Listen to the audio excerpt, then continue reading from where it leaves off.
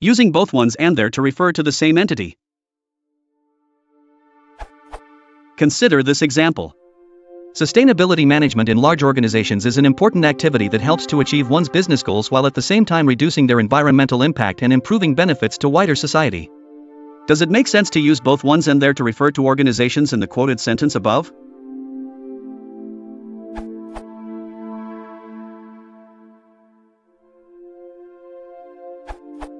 Whether it makes the best possible sense, one cannot comment upon with certainty, but it is neither uncommon nor new to arrange one's pronouns in this way. In this instance, you cannot help but wonder whether using two different pronouns necessarily implies two different referents, and so you reread and reassign trying to make some pair of choices so it reads sensibly. You waste a bad bit of time this way, and you aren't ever quite sure your guesses are right. A careful writer might well wish to make both their pronoun references look the same, for if they were to do so, there would be little cause for complaint. Well, except that peppering a sentence with too many instances of one and one's and oneself gets a bit heavy-handed, so a bit of relief from they and theirs and themselves, and with courage, even themselves, can break that stuffiness up. But do as thou wilt. Edit. There can be no question whether the sentence is grammatical, it is. That doesn't mean it's sensible. Colorless green dreams resting furiously is grammatical, too, and nonsense. The real problem is what we have no idea what the devil the cited passage actually means. Because that question arises, we know that it's its style, not its grammar, wherein the problem lies. Peter Shaw points out that the intended antecedent of there might be business goals, not organizations, nor one. If he is correct, then this makes it the business goals' environmental impact which are under discussion here. Maybe. This may well be the writer's intent, but if so, she should have made this clear instead of making her readers puzzle over what goes where.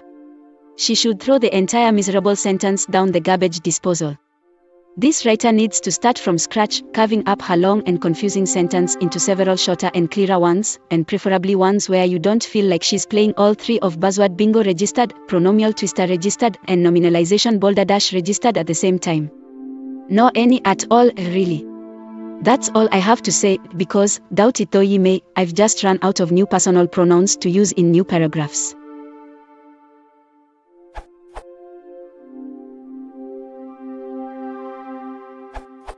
I would say no, in the sentence. Sustainability management in large organizations is an important activity that helps to achieve one's business goals while at the same time reducing their environmental impact and improving benefits to wider society. It's not clear what there is referring to. Is it the business goals, or the large organizations? Who is one? Generally it's a non-specific person, or perhaps, royalty are prone to this, me.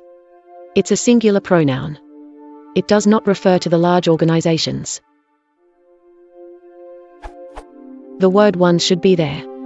And you can probably remove the second there because benefits are not attributed to anything in particular either. The second there could remain, but might be more awkward than removing it.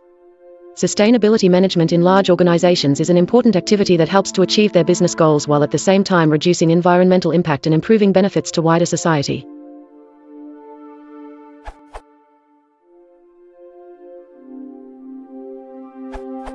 It certainly is confusing.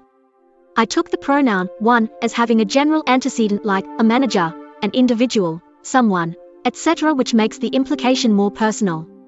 Sustainability management, after all, should be done by a manager. Also, there can easily be linked to business goals, all of which are results of the inconsistent use of pronouns. It would be very helpful to and considerate of the readers to be clear about the references. Although there's no grammatical issue about the sentence per se, it would be a much more effective style, and thus in the writer's best interest, to present the ideas with no room for confusion.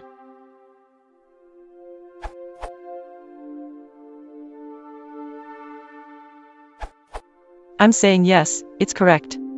There in your example is simply an inflected form of singular they, which is there to avoid specifying sex.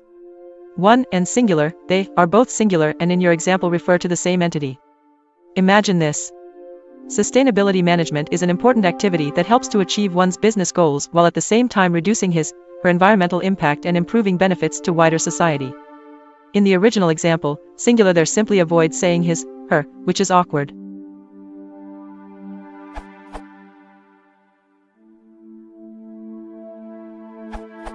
I believe there's a whole generation gap between ones and there. While ones has been in accepted use as long as I can remember, there is still in debate, okay, some don't like to agree and insist it is already here to stay. I have issues. So the whole thing is to ensure the author decides where his readers belong and accordingly use either the one structure or the their structure, and be consistent, never mix the two, certainly not in the same sentence as in the example.